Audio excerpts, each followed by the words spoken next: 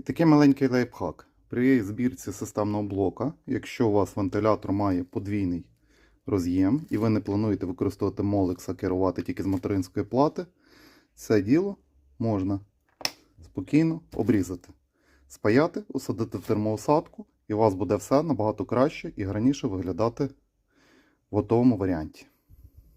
Якось так оце все виходить, Molex не торчить, ну і далі жгутом на продувку передньої панелі. Вірніше на забір повітря з передньої панелі.